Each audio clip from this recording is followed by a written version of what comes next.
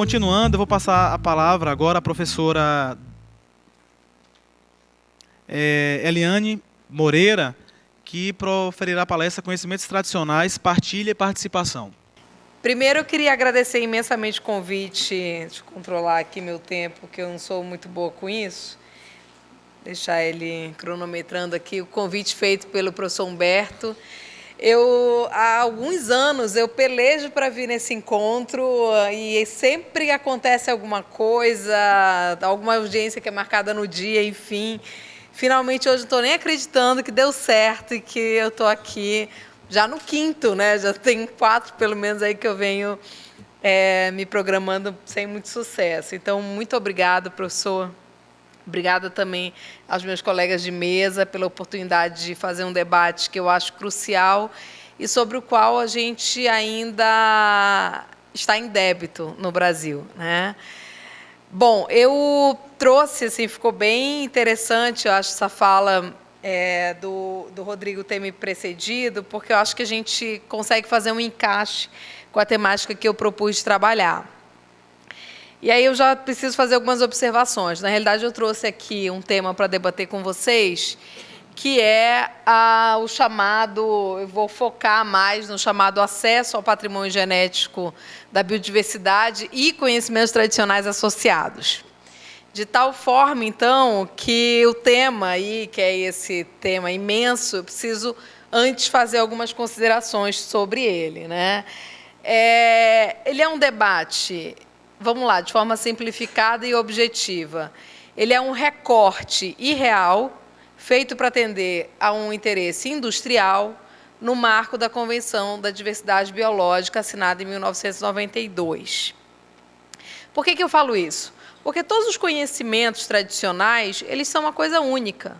Não existe o conhecimento tradicional associado à biodiversidade e o conhecimento tradicional desassociado à biodiversidade. Quando um povo indígena faz uma celebração religiosa e utiliza o caxiri, utilizando aí a mandioca para produzir uma bebida fermentada, ele está, ao mesmo tempo, utilizando, na verdade, acessando todo o seu patrimônio cultural.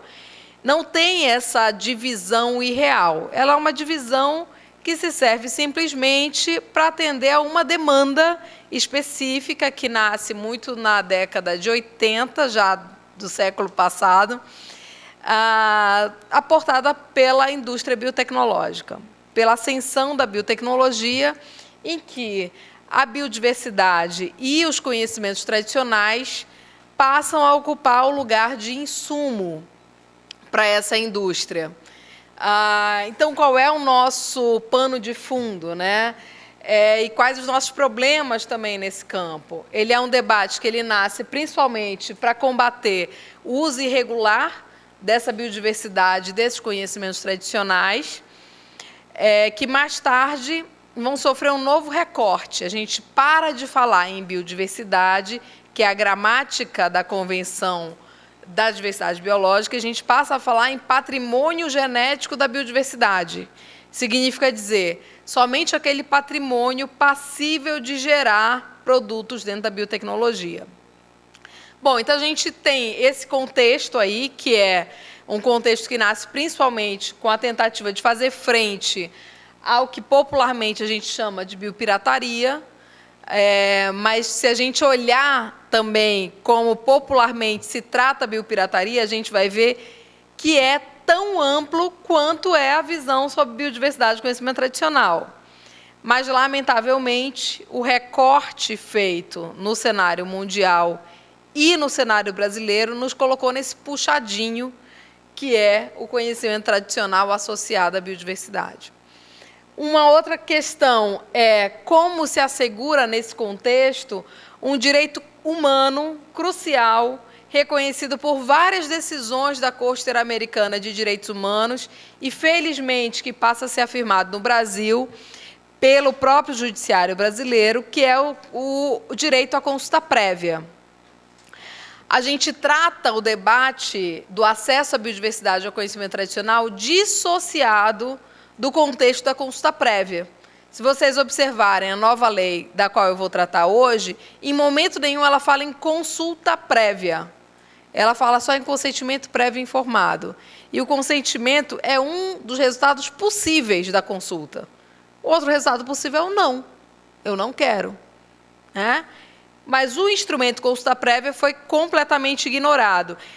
Há que se fazer, então, um dos problemas aqui que eu trago para discutir com vocês é que, nesse contexto dessa necessidade de assegurar o direito de consulta prévia de povos e comunidades tradicionais, a gente precisa construir uma ponte real entre a Convenção da Diversidade Biológica e a Convenção 169 da OIT, que trata desses direitos. E esse diálogo simplesmente inexiste no Brasil hoje, principalmente. O outro ponto é como se garante a partilha, que é tratada no enfoque da Convenção da Diversidade Biológica e da lei atual brasileira, como repartição de benefícios. Como se dá essa repartição de benefícios? E, finalmente, como se propicia nesse contexto, porque, vejam, é toda uma máquina estruturada para transformar a biodiversidade de conhecimento tradicional em insumo para a indústria, em transferência para o terceiro. E o debate sobre o desenvolvimento autônomo das comunidades? E se eu, quebradeira de coco babaçu, quiser vender o meu sabonete para a indústria X, ao invés de permitir o acesso ao babaçu e ao meu conhecimento tradicional?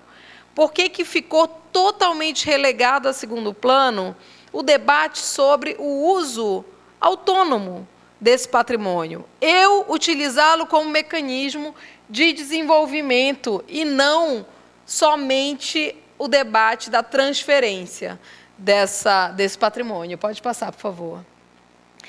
Então, a gente tem, nessa formatação, a partir da Convenção da Diversidade Biológica, uma lógica em que conhecimento científico, né? Eu usei essa terminologia aqui que eu não gosto muito, mas para a gente provocar um debate mesmo. Conhecimento científico mais biodiversidade mais conhecimento tradicional geram um bioproduto, né? O debate começa a se dar a partir, então, dessa relação. Pode passar, por favor. E aí também o debate começa a se dar a partir de outras relações. A partir da percepção de que algumas empresas, e aí para situar um pouco o debate no Brasil, eu já vou me aproximar da próxima lâmina que esclarece isso. A gente, antes dessa nova lei do ano passado, a gente tinha uma medida provisória que, ao ser aplicada, começa a penalizar algumas grandes empresas, sobretudo de cosméticos, algumas da área farmacêutica no Brasil. E aí começa a ter uma miscelânea desse debate sobre biopirataria. Biopirataria é eu mandar o papagaio para fora? Do que a gente está falando? E aí é que vão se elaborando os recortes. A própria comunidade, o pessoal da rede de fitoterápicos do Cerrado, tem limites ao uso do seu conhecimento tradicional para a formulação de produtos baseados nele? Vão ser impostos limites agora a essas pessoas para utilizar o seu próprio patrimônio? Bom, esse é mais ou menos o contexto aí dessa miscelânea que a gente tem. Pode passar, por favor. Nas últimas décadas, nós tivemos alguns casos que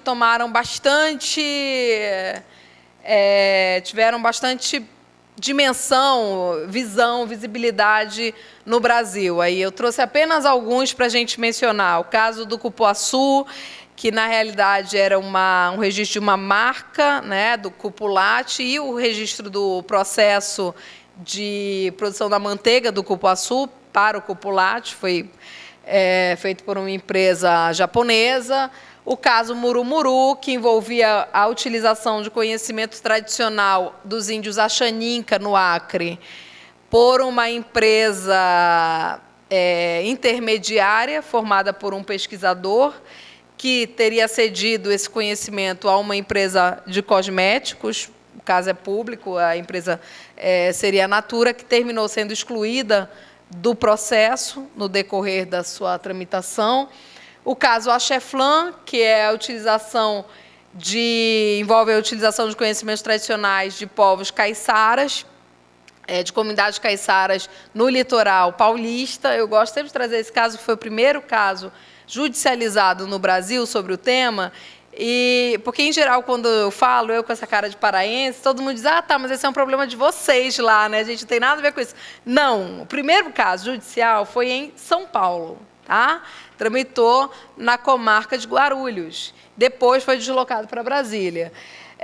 E alguns casos que eu acompanhei mais de perto, na época eu era advogada, não estava no Ministério Público, e a gente tinha uma comissão na OAB que recebeu a denúncia de algumas herveiras do Ver-o-Peso sobre a utilização de conhecimentos tradicionais que envolviam 3 ativos da biodiversidade, a prepirioca, o breu branco e o cumaru. Também um caso que teve bastante repercussão.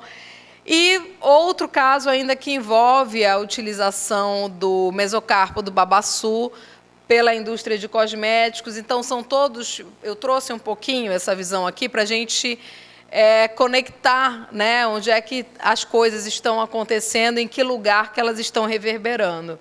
Pode passar, por favor. E aí, vamos lembrar, esse slide meu é velho já, mas eu gosto de trazer ele. Dos 120 princípios ativos isolados de plantas superiores, 75% tiveram suas utilidades identificadas graças ao conhecimento de populações tradicionais. O uso do conhecimento tradicional para reconhecer plantas medicinais, ele dá um aporte de 400% em quem está realizando algum tipo de pesquisa. A gente tem um mercado enorme, né, e essa estimativa já ficou para trás, ele já é bem maior. E dentro desse contexto aí, desses debates, existiu, então, o debate sobre a criação do regime internacional, que é o da Convenção da Diversidade Biológica. Pode passar, por favor. Uma das questões que trouxe a Convenção, eu gosto de trazer também esse dado aqui, é um dado que a Liz traz na tese dela, uma tese excelente orientada pelo professor Marcos, e eu disse, Liz, me dá isso aqui, que isso aqui é bem bom, bem legal de a gente refletir. Quando a Convenção da Diversidade Biológica foi pensada, foi elaborada, o grande debate era a perda acelerada da biodiversidade no mundo. Ocorre que nós perdemos completamente de vista essa problemática. Hoje, ainda no mundo, né, esses são dados da IUCN, a gente tem apenas 40%, esse verde, só o que é considerado biodiversidade não ameaçada. 60% da nossa biodiversidade está sob algum tipo de ameaça. Está sobre, já declarada extinta, algumas em perigo, outras consideradas vulneráveis, outras criticamente em perigo. Significa dizer, então, que passados, não estou boa de contar hoje, mas vários anos já da Convenção da Diversidade Biológica, nós não fomos capazes de dar uma resposta para a conservação da biodiversidade. Nós só fomos capazes de dar resposta à exploração da biodiversidade. E vamos situar isso num contexto em que o Programa da Biodiversidade Global, da CDB, elenca como segunda maior causa de perda da biodiversidade no mundo a superexploração. Então, é justamente essa chamada sobreexploração de uso comercial e industrial que é uma das piores ameaças, aí seguida apenas da perda e mudança dos hábitats. Pode passar, por favor. Ao lado disso, a maior parte da conservação da biodiversidade está hoje associada no mundo, gostem os que gostam de povos e comunidades tradicionais ou não, ela está associada a territórios tradicionais. E isso se dá pela associação dos conhecimentos e da vivência com essa biodiversidade. Esse mapa, esse gráfico, perdão, ele mostra a perda de biodiversidade fora das unidades de conservação, e eu gosto sempre de ressaltar aquele primeiro item dele, áreas militares, em comparação com as terras indígenas, que é o terceiro item, que nos mostra que as terras indígenas são mais eficazes na conservação da biodiversidade, da diversidade biológica, do que as áreas militares, se nós considerarmos que a população é totalmente desigual. A gente tem uma população muito menor em áreas de proteção militar. Então, quem é mais eficaz na proteção da biodiversidade, que não sejam os povos e as comunidades tradicionais? Por favor. Também é um mapa, esse aqui é o arco do desmatamento. O que a gente vê em verde aí é a progressão do desmatamento na Amazônia. E as áreas de contenção aí são, basicamente, unidade de conservação de proteção, unidade de conservação de uso sustentável e terras indígenas. Essa área aqui, que é a terra indígena do Xingu, vocês veem bem aqui, ela funciona, na realidade, como um muro de contenção do avanço do desmatamento dentro da Amazônia. Pode passar, por favor. E aí a gente está falando, mais um, por favor, de quem? Né? A gente está falando de uma diversidade, mais um, uma diversidade de grupos no Brasil, que estão espalhados. Eu faço questão de pontuar isso. Assim, queria realmente ressaltar a importância da gente cooperar norte e nordeste, né? Porque eu acho que a gente entende, a gente dialoga dentro de vários dos problemas que nós temos, que são muito similares, e às vezes a gente perde essa dimensão. Não que não seja importante também a cooperação sul-sudeste, mas para a gente ter essa visão integral do território nacional, aonde nós temos povos indígenas, jangadeiros, quilombolas, quebradeiras de coco-babaçu, ribeirinhos, açorianos, e sim, comunidades tradicionais urbanas. Esse foi um grande debate no caso do Ver-o-Peso, com a indústria de cosméticos, porque se dizia, não, mas elas estão no meio da cidade, estão no centro da cidade. Sim, existem populações, comunidades tradicionais urbanas, elas não deixam de existir. Muitas, não só porque algumas, como os Tembé, por exemplo, foram absorvidos por cidades, como aconteceu em Santa Isabel, no Pará, como dado o movimento de expulsão e de desterritorialização dessas comunidades. E também, especificamente no caso do Ver-o-Peso, o Ver-o-Peso nasceu com as herveiras do Ver-o-Peso. O maior mercado a céu aberto da América Latina foi criado por aquelas mulheres, aí eu chamo mulheres, tem homens também, mas elas, como as quebradeiras de coco-babaçu, gostam de reconhecer o movimento delas como das herveiras. Não ervateiras, como... Enfim, vou me escusar de fazer comentários sobre isso. Bem, vamos lá. E aí são justamente esses sujeitos coletivos de direito, aqui para reforçar a terminologia que eu gosto muito e que foi utilizada aqui pelo Rodrigo, que são os responsáveis pela geração desse conhecimento tradicional, que é amplo, que não se restringe à biodiversidade, que é um conhecimento, eu gosto dessa foto também, porque o conhecimento está na cabeça. Ele não precisa estar registrado, ele está na forma de vivência cultural. E aí é que eu acho que a gente se perde no direito, eu olho como a gente está velho no direito, né? A gente fica querendo colocar a propriedade intelectual a toda a força para proteger o conhecimento tradicional. O direito existe. A realidade existe, cabe ao direito reconhecer. Existem formas autônomas de proteção do conhecimento tradicional. E aí a gente tem que dialogar com o multiculturalismo, a gente tem que dialogar com o pluralismo jurídico. Quando o pajé diz, eu não vou te dar acesso a esse conhecimento, essa é uma forma de proteção. Quando as comunidades entre si fazem suas feiras de troca de ervas e de conhecimento, essa é uma forma também de proteção. E que o direito quer encaixar lá no Orlando Gomes, com todo respeito ao Orlando Gomes, mas em outro momento do direito brasileiro. Pode passar, por favor.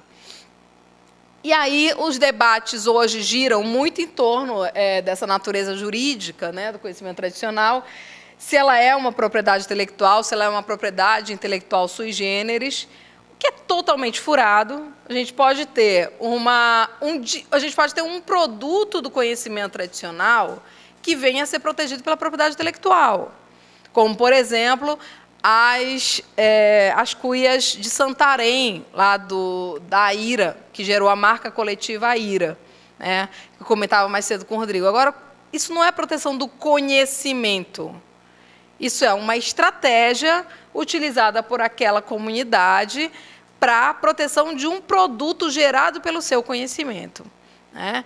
Então, a gente passa a ter, sim, a possibilidade de dialogar com a ideia dos direitos intelectuais coletivos, que se alinham, isso é que eu preciso realmente ressaltar aqui, com a ideia de direitos humanos. A gente tem que tratar conhecimento tradicional sob a égide de direitos humanos, bebendo nas sentenças da Corte Interamericana de Direitos Humanos, que nos diz o seguinte: identidade cultural é direito à vida. A Corte Interamericana de Direitos Humanos, em vários casos, como o caso Sarayaco contra o Equador, já se manifestou nesses termos. Direito de viver, de fazer, de produzir, de reproduzir sua cultura é direito humano de povos e comunidades tradicionais, essencial para a manutenção da sua vida. E a gente está discutindo se a propriedade, assim, é outra lógica. Até a lógica da propriedade territorial já foi rompida dentro desse marco que advém dos direitos humanos. Pode passar, por favor. A gente tem regimes internacionais, a partir da convenção que eu mencionei para vocês, que vem da Convenção da Diversidade Biológica, derivou o Protocolo de Nagoya, que é um protocolo que pretende regulamentar repartição de benefícios oriundos do uso da biodiversidade do conhecimento tradicional.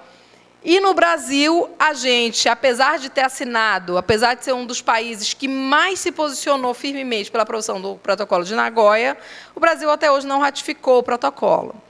Então, é nesse contexto em que a gente, sem absorver a normativa internacional, que tem vários defeitos, diga-se de passagem, mas caminha em algum ponto, e que o Brasil vem e elabora uma nova lei de acesso à biodiversidade dos conhecimentos tradicionais, numa lógica totalmente subvertida. Pode passar, por favor.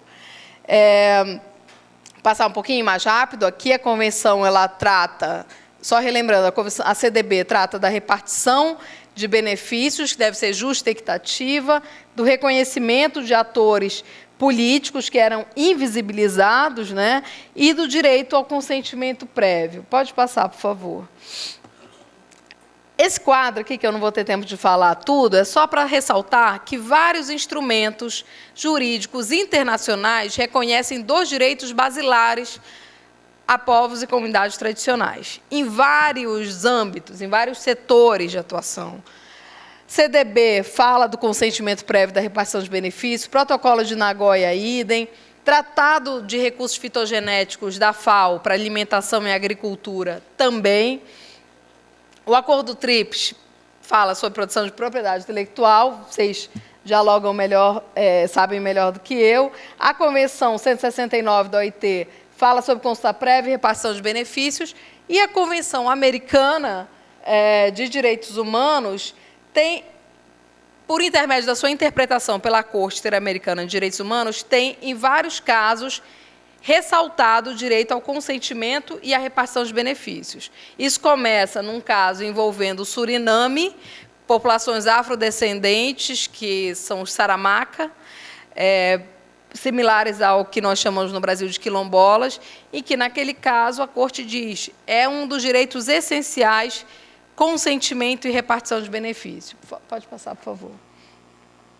Protocolo de Nagoya, como eu mencionei, o Brasil não ratifica, então o Brasil hoje se senta na mesa como o cachorro olhando frango, fica olhando, mas não pode falar nada, tem que ficar salivando calado.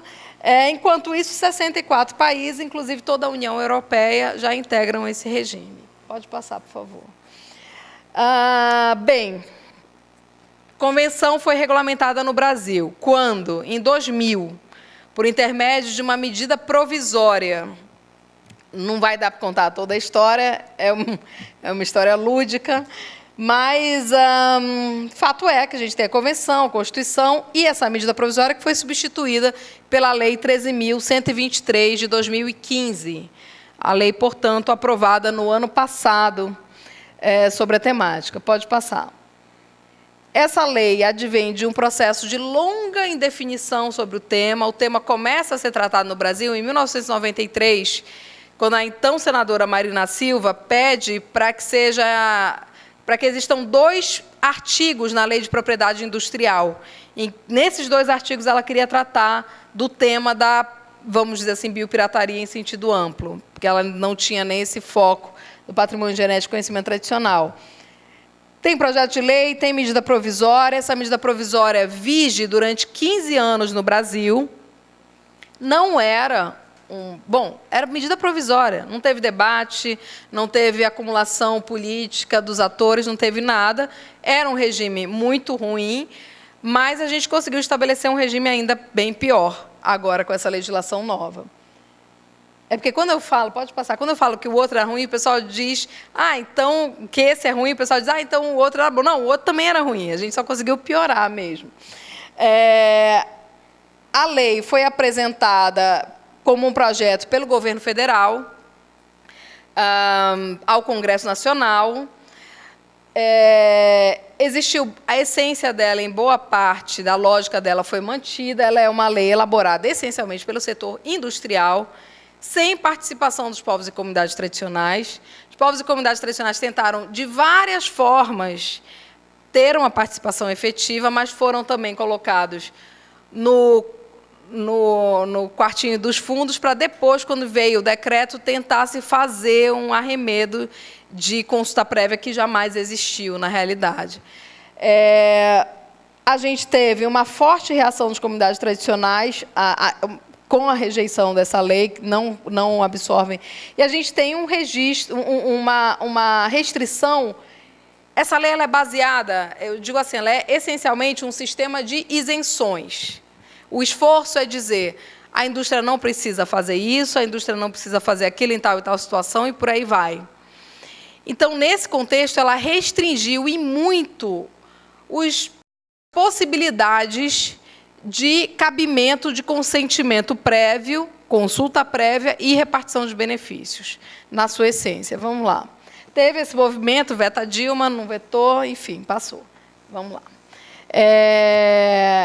O regime anterior previa, de uma forma ampla, que eu vou concentrar mais no consentimento prévio, na consulta prévia e na repartição de benefícios, previa que sempre que eu fosse utilizar um fitoterápico, uma erva, uma raiz de uma comunidade, utilizar o conhecimento tradicional dela, eu deveria sempre ter o consentimento, apesar dela tratar como anuência, o que era errado, mas já existia uma interpretação de que era consulta prévia, consentimento prévio, e sempre deveria ter repartição de benefícios.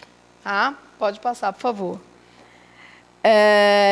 Em lugar disso, a gente teve uma lei que estabeleceu, essencialmente, um sistema de acesso que não priorizou esses direitos, priorizou o direito do usuário, com o argumento de que a regra anterior limitava a ciência, o desenvolvimento científico, e também o desenvolvimento do país. Estabelece um sistema de isenções, se baseia num cadastramento. Então, na realidade, hoje você faz um cadastro aí e pronto, e a maior parte das obrigações estão cumpridas, inclusive o papel do Estado na regulação disso foi totalmente esvaziado, o CEGEM acabou, virou um cadastro. Quer dizer, tem CEGEM, mas, na prática, o que o CEGEM faz é um grande cadastro. Anistiou vários atos infracionais anteriores à lei, quebrou totalmente a lógica de função social da propriedade intelectual, porque se exigia, na regra anterior, que para qualquer depósito de propriedade, pedido de propriedade intelectual, você deveria comprovar que tinha observado os direitos previstos na regra anterior, os direitos de povos e comunidades tradicionais. Isso deixa de ser importante nessa nova regulamentação, e ela contraria totalmente as regras de responsabilidade ambiental. Responsabilidade ambiental é baseada numa responsabilidade solidária. Todo mundo que concorre é solidariamente obrigado. Ela rompe essa lógica. Pode passar. Pode passar também, vamos um pouquinho mais rápido aqui. Ela, então, estabelece 3 mecanismos. Cadastro. Sempre que não tiver exploração econômica, você faz simplesmente o cadastro. A autorização só se for em área de segurança nacional. E a notificação e repartição de benefícios só no momento da exploração do produto. Então, eu não tenho mais um ajuste anterior. E mais, pessoal, entendendo a lógica da industrial, pode ser que ocorra um acesso e um uso de conhecimento tradicional e que nunca venha a ocorrer a exploração comercial. Quantas vezes nós já não vimos isso? E aí não ocorreu, não tem essa última fase e não tem repartição de benefícios. Pode passar, por favor. Consentimento prévio. A lei retirou várias hipóteses de obrigatoriedade do consentimento prévio dos povos e comunidades tradicionais. Ela só o consentimento prévio, ele é obrigatório, a rigor, sempre que envolva conhecimento tradicional, consentimento prévio daquela comunidade, mas existem duas grandes isenções. Uma, que é o chamado conhecimento tradicional não identificável, que eu não sei o que é isso, muito bem ainda, eu quero compreender, o conhecimento tradicional é seu, mas não é daquela comunidade, mas não é tradicional, não sei. E é uma isenção para atividades agrícolas. Por que isso não nos espanta, não é verdade? Então, aí eu quero entender como é que vai ser agora com a farinha do mesocarpo do babaçu, se ela vira produto agrícola, se ela vira produto que exige consentimento prévio ou não. O que eu quero dizer é o seguinte, existe uma enormidade de isenções à obrigatoriedade de obtenção do consentimento daquela comunidade, o que, obviamente, rompe toda a lógica de direitos humanos que a gente tem que aplicar. E aqui eu estou correndo, só um lembrete, de que o consentimento prévio tem que ser visto dentro do processo da consulta prévia. O direito assegurado pela Convenção 169 da OIT é de consulta prévia. Consentimento pode ser um resultado. Eu posso consentir ou eu posso não consentir. E aí existe todo um regramento sobre a consulta prévia hoje em debate no mundo sobre o respeito a direitos humanos de povos e comunidades tradicionais. Pode passar, por favor. A lei, então, para ir finalizando, pode ir. Tem vários retrocessos, como o consentimento de povos e comunidades tradicionais. Pode passar, por favor. Como a repartição... Não, aí você volta. A repartição de benefícios. Isso é interessante dizer, já que a gente está falando das partilhas. Repartição de benefícios ocorrerá em casos extremamente restritos. Na legislação anterior, ela sempre deveria ocorrer. Agora, ela só ocorre se o componente do patrimônio genético ou conhecimento tradicional for o elemento principal de agregação de valor para a geração daquele novo produto. Quem é que diz se aquela resina que eu extraio da árvore foi elemento principal de agregação de valor? Quem é que vai dizer isso? É o pesquisador que trabalhou nessa atividade. O pesquisador que está vinculado ao setor científico e tecnológico, todo o nosso respeito, ou vinculado à indústria, todo o nosso respeito também. Não são as comunidades que vão definir isso. Então, existe aqui uma grande brecha de restrição desses direitos. E, mais do que isso, tem isenções para vários atores. Então, se você é cooperativa, se você é microempresa, você não precisa repartir benefício. Bom, né? Faz uma microempresa, né? Essa microempresa vende para uma outra indústria e aqui a microempresa lavou a repartição de benefícios. Não é isso? Pode passar, por favor. Direito de propriedade intelectual. Na lei anterior, sempre a concessão do direito era condicionada à observância dos direitos de povos e comunidades tradicionais, agora não. Agora, você tem que ter o tal do cadastro. Aquele cadastro lá que eu falei, você entra na internet, preenche um cadastro, pronto. Com ele, você faz maravilhas com leite moça, como a gente brinca. Pode passar, que eu acho que agora eu estou finalizando mesmo. Passa, por favor. Tá, aqui já é o último slide. Então,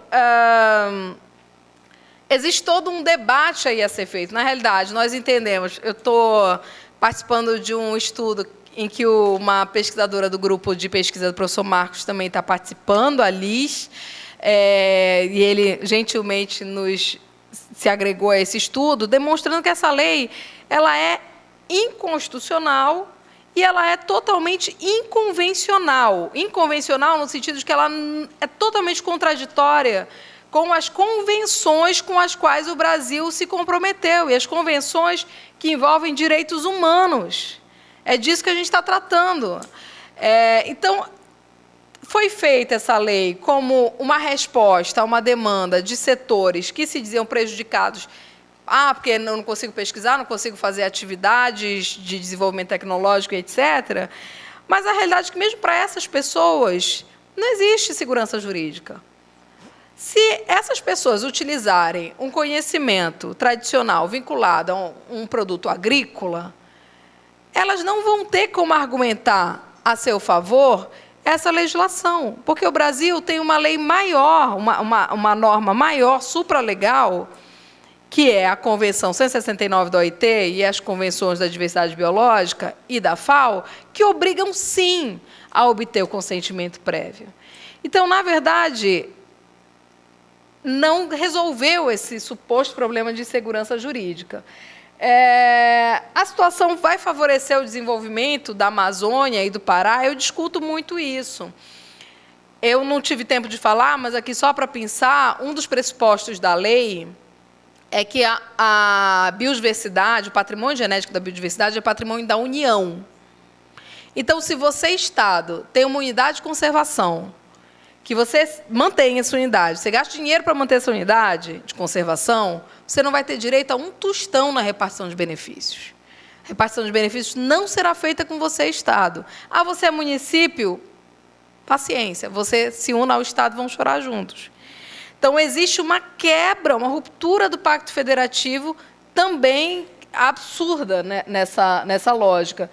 E uma total ausência de alinhamento. Essa legislação, ela contraria totalmente o Protocolo de Nagoya. Está totalmente desalinhada com essa normativa internacional, ao qual o Brasil contribuiu beneficamente. A gente tem que dar César o que é de César. O Brasil é aquela história, né, da pessoa que é ótima na casa dos outros, né? O menino é ótimo na casa dos outros, chega em casa, o menino é rebelde, né? Mais ou menos esse nosso papel na política internacional ambiental, né? O Brasil teve uma posição muito boa, ajudou a fazer um grande instrumento e fez essa vergonha para dentro de casa, né? Então, eu convido vocês a fazer um debate. Me perguntaram, quando essa lei estava tramitando, se eu estava acompanhando. Eu disse, eu estou acompanhando mal-humorada, porque não é uma coisa que a gente quer estudar, né? Eu não queria estar realmente destinando minha força para isso. Preferia, enfim, outros temas são bem mais interessantes. Interessante né? Mas que são mais cativantes ao nosso coração. Mas, de toda forma, acho que é um debate que a gente precisa fazer. A gente está tratando com questões diárias, com conhecimentos tradicionais em sentido amplo. E a gente está pior do que isso, ainda que a gente entenda que não é verdade, que esse tema é um tema separado do conhecimento tradicional de forma mais ampla, ele cria um precedente péssimo para todos os outros bens culturais tradicionais, que advêm de povos e comunidades tradicionais. Então, a gente pretende publicar esse estudo agora, espero aí até o próximo mês, e convido quem tiver interesse no debate, enfim, vou deixar no último slide, tem meu e-mail, a gente vai fazer... Pode passar, por favor, o último lá, só vou deixar meu e-mail, pode passar. Ups. A gente vai disponibilizar... livre, totalmente acessível, que é para expandir mesmo, todo mundo copiar e xerocar, enfim.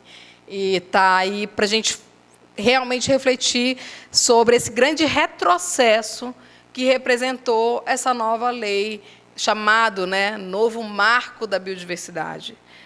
Novo Velho Marco da Biodiversidade. A gente voltou lá para, sei lá, a década de 50, talvez. Bom, muitíssimo obrigada. Espero não ter... Tomei demais o tempo, eu sei, mas espero não ter cansado, pelo menos. E a gente fica aí para o debate. Obrigada. Acho que foi um aprendizado muito grande para nós aqui nessa tarde hoje, com temática tão, de fato, instigante, complexa, né, e tão nova. Só para contribuir com o assunto, nós também estamos discutindo no âmbito do IFAM também a questão dos conhecimentos tradicionais associados ao patrimônio genético, que também nos caiu de paraquedas. A gente não participou de praticamente nada da construção da lei. Fomos consultados recentemente sobre o decreto e nós nos posicionamos, nós mantivemos nosso posicionamento já no governo anterior acerca do decreto, que não é o ideal, mas que pode ainda ser mudado para pior.